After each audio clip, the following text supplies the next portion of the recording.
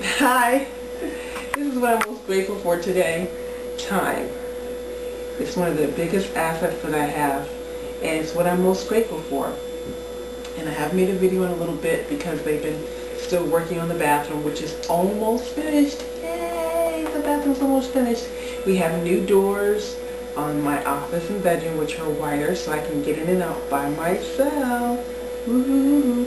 And the deck is on the front of the house, and I was so amazed when he put the bathroom in, and I looked at my other video on what I'm most grateful for.